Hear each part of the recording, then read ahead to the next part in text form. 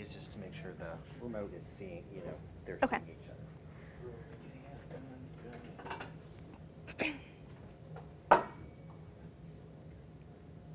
Whenever you're ready. Okay. All right, I'm Madison, and today I'm going to be presenting on the invention of the TV dinner. And first, okay, first we're going to talk about how it was invented, and then I'm going to show you some advertisements from Swanson in the 1950s, and then I'm going to talk a little bit about the effects it's had on society and media. In 1930, Clarence Birdseye invented the process of flash freezing, which basically allowed companies to freeze food without the food getting damaged by ice crystals. So this was really the beginning of the process of the invention of the TV dinner. In 1945, a company called Madison Food Systems created the Stratoplate dinners, which are the individualized dinners that were used on airplanes. But their founder died, and then they had financial problems, so they didn't end up taking them to the commercial market. Then in the late 1940s, a company called Friggy Dinners started selling frozen dinners around to restaurants and bars and taverns. Then in 1949, the Bernstein brothers started selling individual frozen dinners around the Pittsburgh area, and they had a lot of success, so they ended up becoming the Quaker Foods Company, and they sold all across the East Coast. But in 1954, that's when the individual frozen food market really exploded with Swanson's invention of the TV dinner.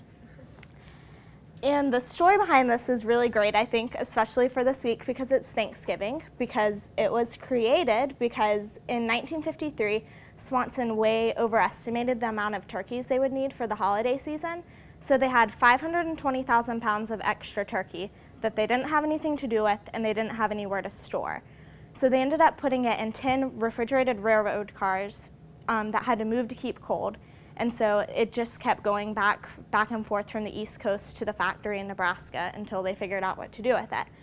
So they challenged their employees to come up with a solution to the turkey problem. And one of the salesmen, Jerry Thomas, had just been to the Pan American Airlines kitchens. And there he had seen something similar to the Stratoplate. So he asked for one of them, and he brought it back to Nebraska. And he kind of tinkered with it a little bit. And so he presented it to the Swanson brothers as a solution to the turkey problem and suggested that they make it look like a TV to kind of tie it with the latest craze, which was television. And they liked the idea, so they started creating 5,000 dinners for the first run. And they had 3 separate compartments, one for turkey and dressing, one for butter peas, and one for whipped sweet potatoes. And they sold them for 98 cents. And they were a huge success, really popular, so they started making more and expanded and started making fried chicken dinners, Salisbury steak dinners, and meatloaf dinners. And here are some of the advertisements. In the 60s, they added a 4th compartment for dessert.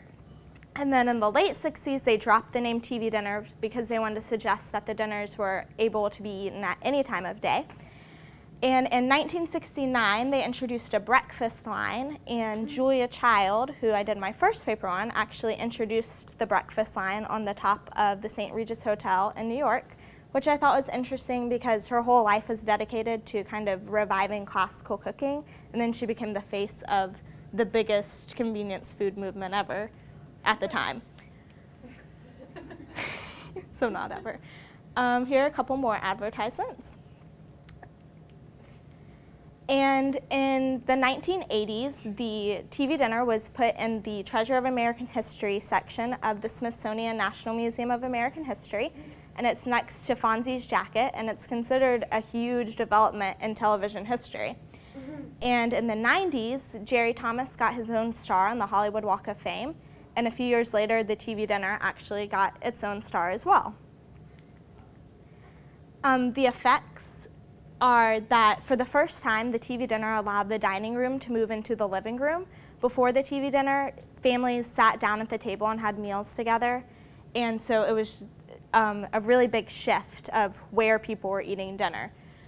And also food patterns changed. When Swanson first introduced the TV dinner, they got a lot of hate mail from husbands who were used to coming home to their favorite home-cooked meals, and then they were coming home just to reheated TV dinners instead.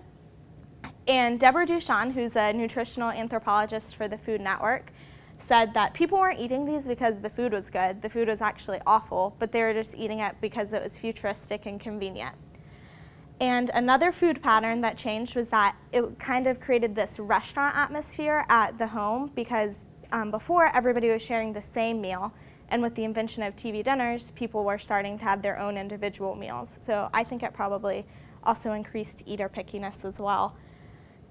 Today, the average person eats 72 TV dinners per year, and it's a $22 to $30 billion industry, even though it's transformed a lot, and now health foods and also like meals that have big portions of meat are the biggest sellers.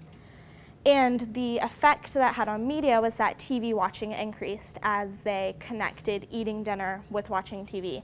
And TV was no longer just something that you did at night to entertain yourself, but it was something that you did while you did something else, like eating dinner.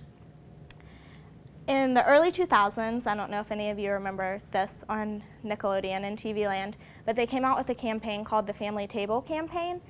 And it was basically an initiative just to get families eating dinner at the table again and not in front of the TV. And they made a lot of commercials with stars of sitcoms like The Cosby Show, where the stars would just talk about tips or conversation starters for families to eat dinner. And while this is a good idea, it's a bad reflection when TV stations that should be encouraging you to watch TV are actually encouraging you to stop watching TV and eat dinner with your families. So I just thought that was a bad reflection on what the TV dinner has done to society. And then lastly, I just wanted to show kind of a fun video about TV dinners.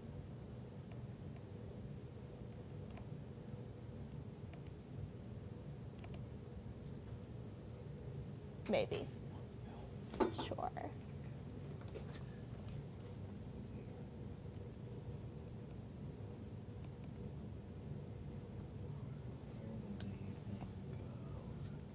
Right there.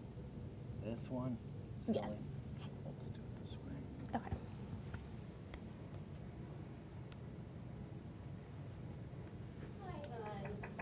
Hard day at work? Oh, don't even ask. Hey, what's for dinner? I'm making roast beef. What do you want with it? Potatoes? Green beans? How about bananas? Bananas? You can make bananas with roast beef. Now you can! Huh? Introducing new Silly Choice Dinners, a new line of dinners where any dinner you desire is possible, like roast beef and bananas, Bananas? or fried chicken and pancakes. Pancakes? My goal in creating silly choice dinners was to make available the dinners that I want to eat. I love them, and I think you will too. Try all 15 varieties of Silly Choice Dinners, like grilled salmon and pancakes, Pancakes? Again? You have 2 dinners of pancakes? or spaghetti and rubber bands. Rubber bands? You can't have rubber bands for dinner. Yes, you can with silly choice. Silly Choice Dinners, now in your grocer's freezer. And that's it.